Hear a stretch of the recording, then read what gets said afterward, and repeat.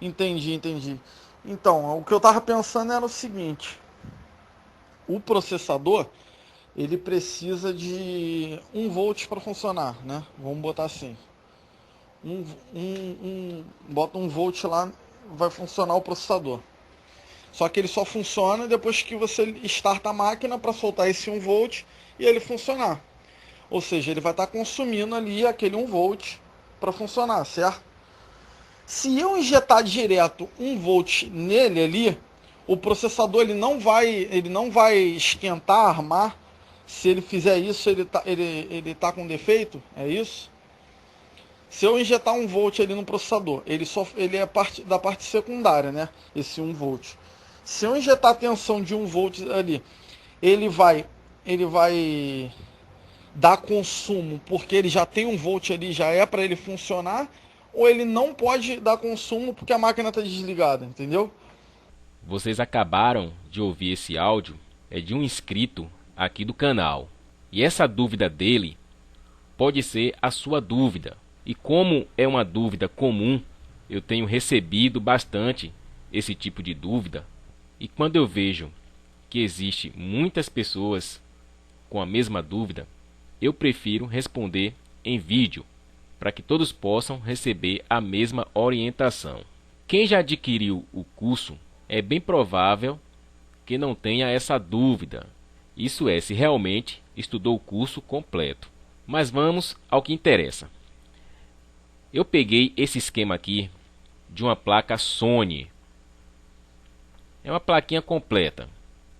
Ela é uma SandBridge, processador IPCH, mas como nós vimos, a dúvida dessa pessoa é sobre o circuito do V-Core, ou seja, o circuito que alimenta o processador na questão de injetar tensão com a fonte de bancada. Eu vou direcionar o esquema para o circuito do V-Core para que eu possa fazer uma explicação para todos vocês.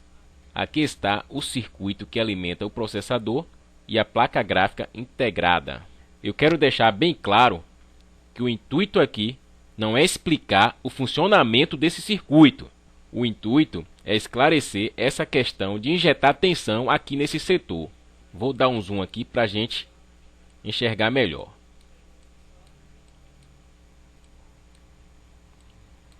Aqui se encontra esse circuito integrado, o PU14 dessa placa-mãe, ISL 95831. Esse circuito integrado ele é responsável em gerar as tensões de core, ou seja, do núcleo do processador e da placa gráfica. Podemos ver aqui um MOSFET de alta. Por que de alta? Porque aqui vem uma tensão de alta. Aqui a tensão Vin, que passando por esses bancos de resistores se torna uma tensão chamada de mais Vin, aqui ó, mais Vin VCC Core. Aqui também existe 19 volts aqui em cima. E também dois MOSFETs de baixa.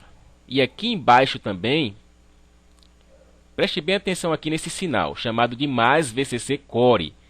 Aqui vai ser liberada uma tensão para alimentar o processador.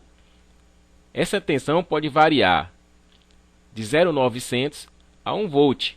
Quem vai determinar essa saída aqui é o processador. Aqui embaixo também, ó, existe outro circuito semelhante, onde vai ser liberada aqui uma tensão chamada de mais VCC Core, um MOSFET de alta e dois MOSFETs de baixa.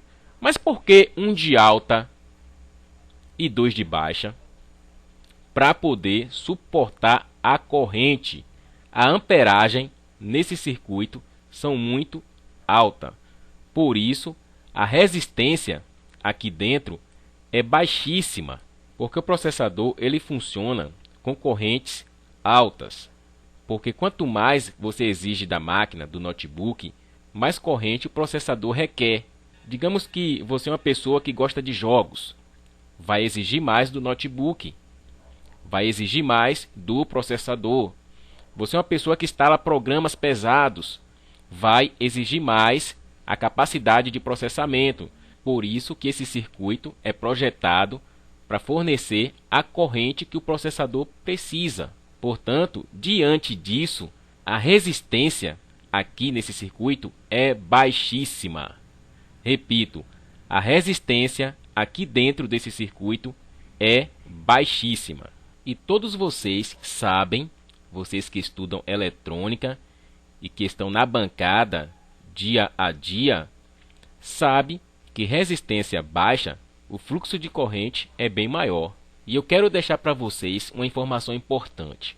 Como a resistência dentro desse circuito é baixa, é capaz de você pegar o seu multímetro, colocar em uma dessas bobinas aqui, ó, colocar aqui, por exemplo, na escala de bip, e o multímetro bipar.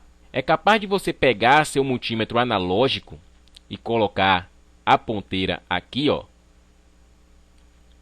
e o seu multímetro bater no zero ou próximo ao zero.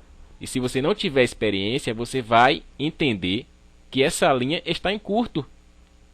Aí você coloca na outra bobina aqui novamente. Deixa eu apagar aqui. Você coloca o multímetro aqui. O multímetro vai bipar. Se você colocar o multímetro analógico aqui, a ponteira do multímetro vai chegar próximo ao zero. E talvez chegue até ao zero. E isso acontece, como eu falei para vocês anteriormente, porque a resistência aqui nesse circuito é baixa. Sim, professor. E agora? Como eu vou saber se está em curto? Vejam bem, vocês vão ter que pegar a fonte de bancada de vocês, a fonte assimétrica, e fazer o seguinte. Geralmente, os processadores de notebooks são alimentados com uma tensão entre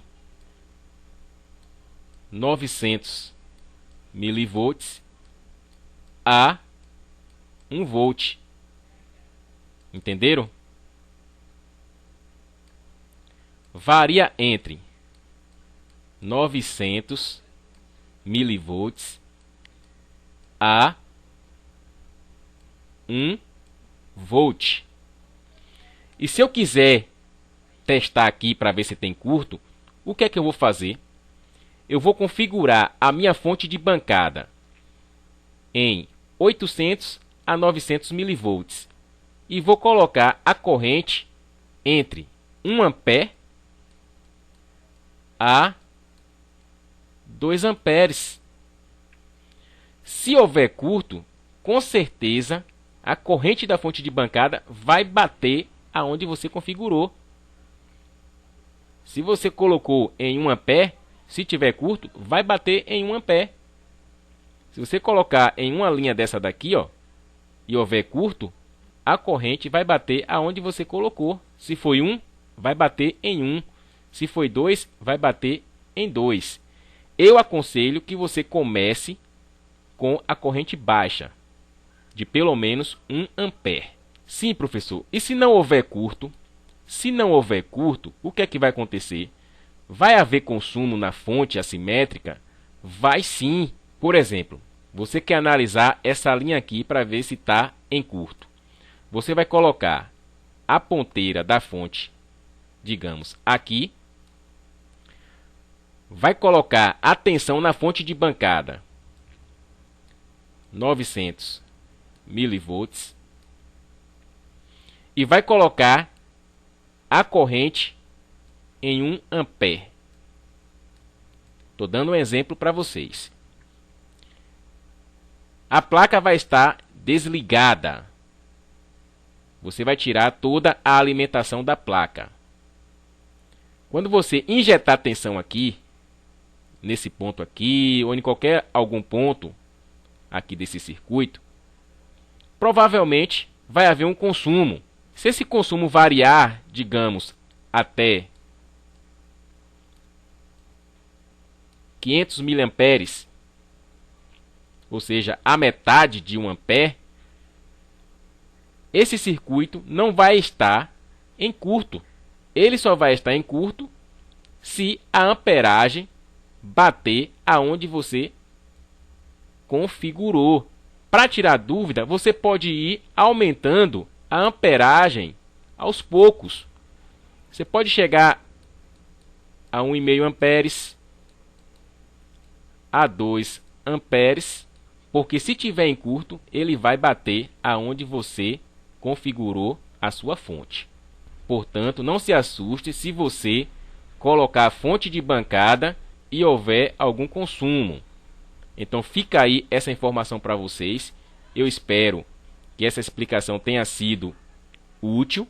E se você gostou desse vídeo, deixe seu like, compartilhe e se restou alguma dúvida, deixe aí nos comentários ou envie para mim no privado que eu estarei respondendo a todos na medida do possível. Um abraço, fiquem todos com Deus.